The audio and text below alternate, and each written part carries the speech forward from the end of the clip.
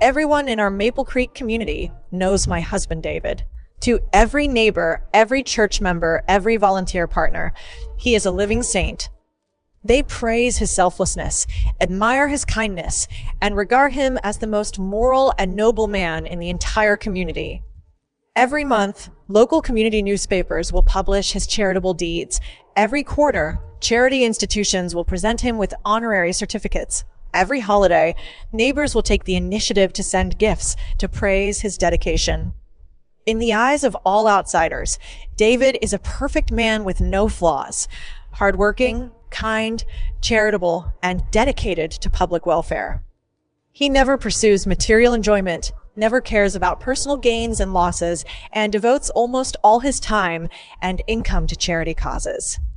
Only I know that all this holiness is a gorgeous and hypocritical mask. Behind the perfect saint persona is the most extreme selfishness and the most ruthless family exploitation. David earns exactly $10,000 every month, a stable and considerable income that can make most middle-class families live a comfortable and stable life in the city. But every cent of this $10,000 never falls into our family's expense account, never pays for our family's trivialities, and never brings any warmth and security to me and our child. He transfers all his monthly salary to various well-known large charitable institutions without hesitation, leaving nothing for our small family. While he is enjoying the praise of the whole community and the noble sense of spiritual superiority brought by charitable donations, all the real pressure of life is ruthlessly pressed on my shoulders alone. The high mortgage of our community house that never decreases year by year, the monthly car loan installment that must be paid on time, the rising medical expenses of his elderly parents who live with us all year round, and the monthly tuition and living expenses of our 5-year-old son Toby's private kindergarten. All these heavy, trivial, and unavoidable family expenses are all borne by me alone.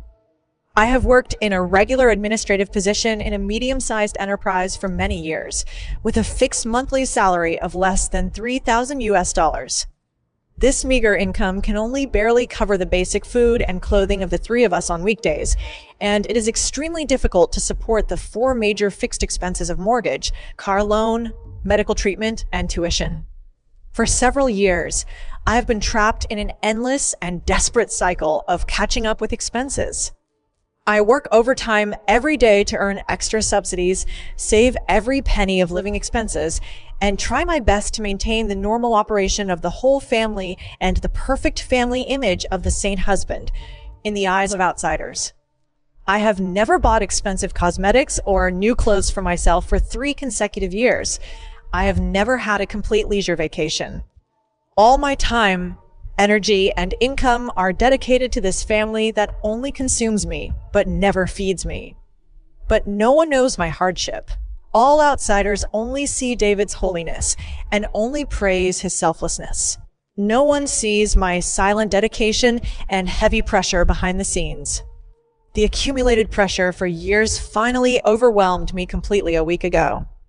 On a rainy night when I just paid off the high kindergarten tuition and had no living expenses left, I chose to have a good talk with David, hoping that he could take a little responsibility as a husband and father. I didn't ask him to stop donating to charity, nor did I ask him to hand over all his salary.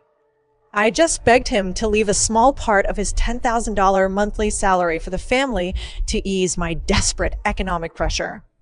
My request was humble and trivial, but it made David fly into a rage and feel extremely insulted. He stared at me with cold and disappointed eyes, his voice full of accusation and superiority, as if I was the most greedy, vulgar, and selfish person in the world.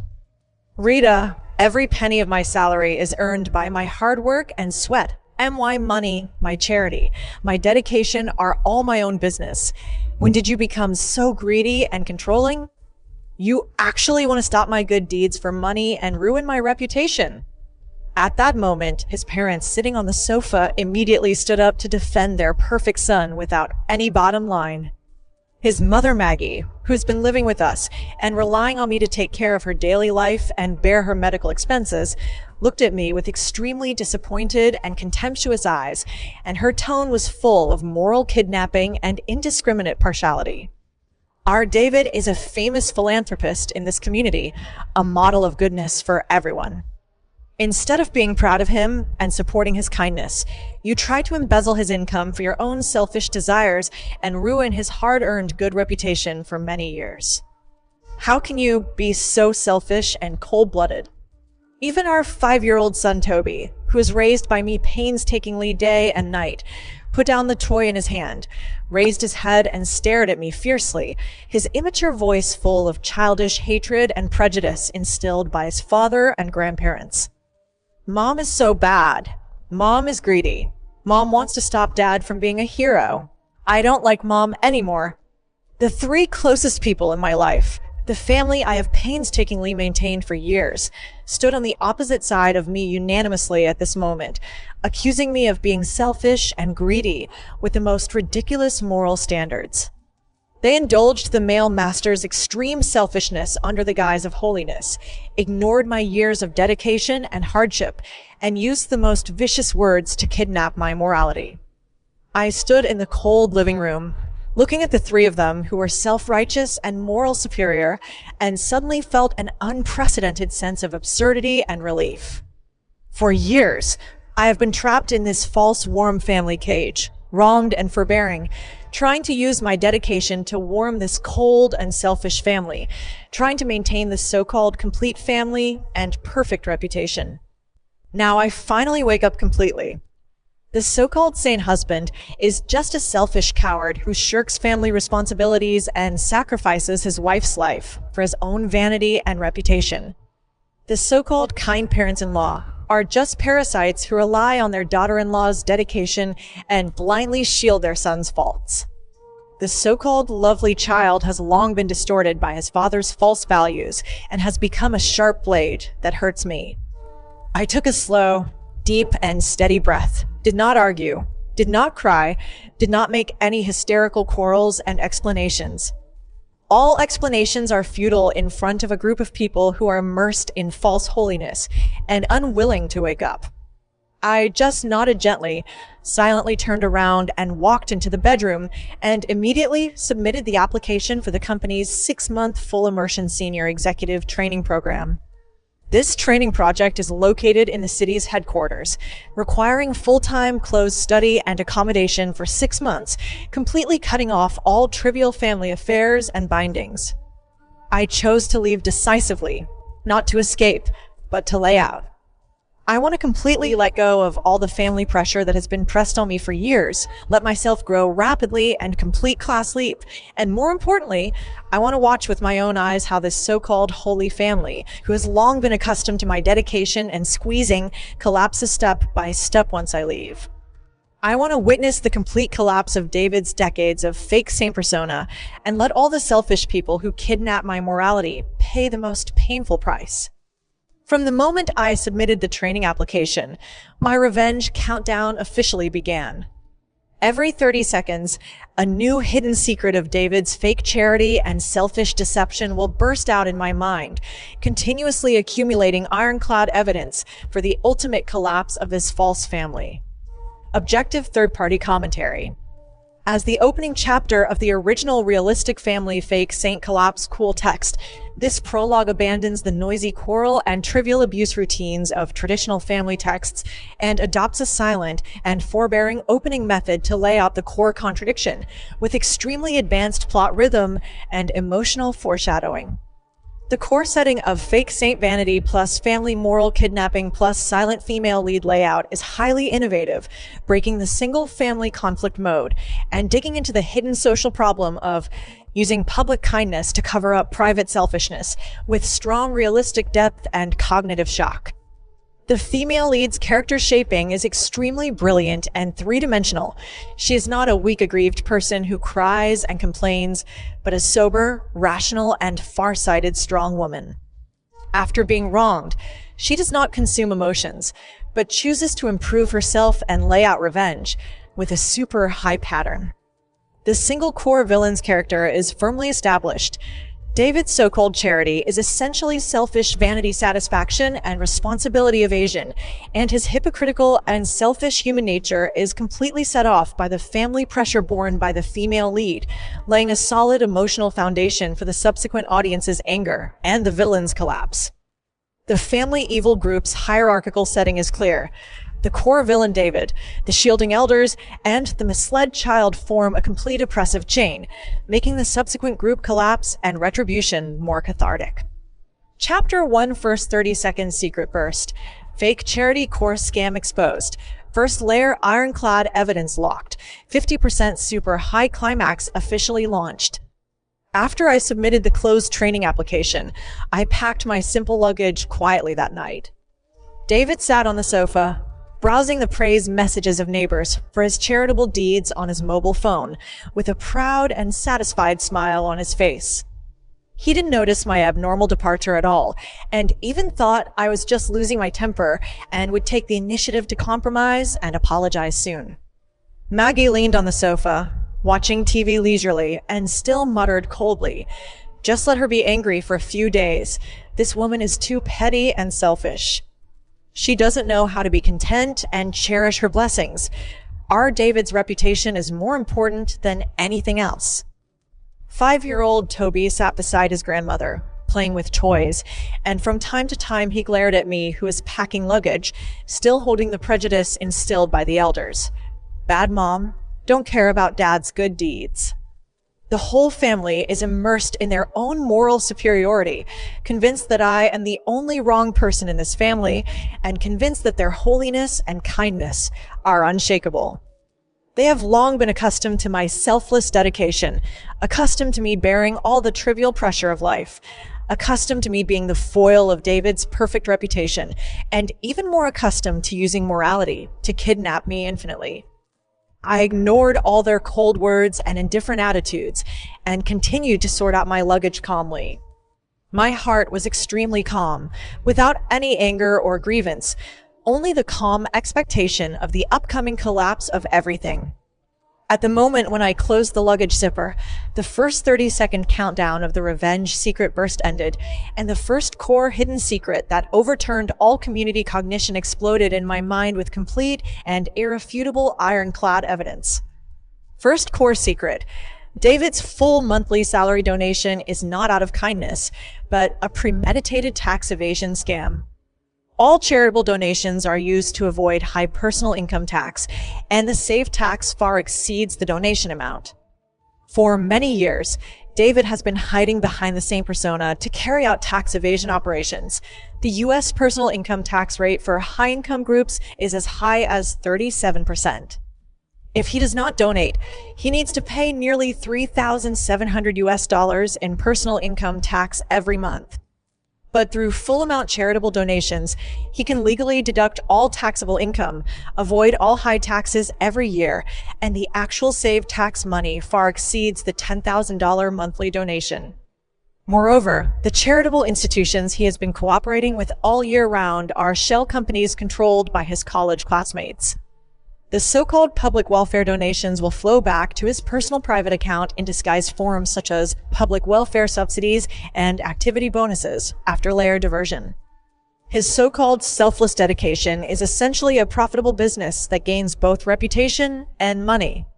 He uses tax evasion and fund backflow to accumulate private wealth, and uses his wife's hard-earned money to support the whole family's life, achieving zero-cost reputation speculation. Matched ironclad evidence, 5-year personal tax declaration records, charitable institution fund flow diversion vouchers, private account backflow income records, and insider chat testimony of cooperative institutions. The audience's initial shock and anger were completely ignited in an instant.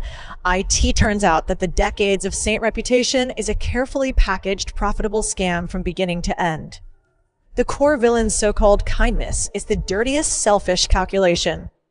I paused slightly, and the corners of my mouth raised a faint cold arc.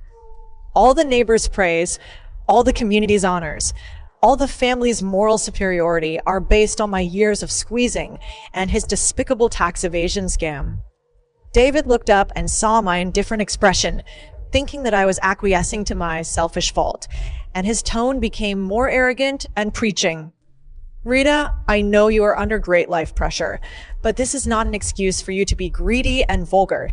A person's spiritual realm is far more important than material comfort. I endure material poverty and dedicate everything to public welfare, which is the highest morality. You should learn from me. Abandon selfish desires and don't always stare at trivial family expenses. Don't let petty material desires ruin your personality. His hypocritical preaching made me feel extremely absurd. He lives a private, wealthy life through tax evasion and fund backflow, but uses spiritual realm to kidnap me who is struggling to make ends meet and accuses me of being selfish and vulgar. I didn't argue with him.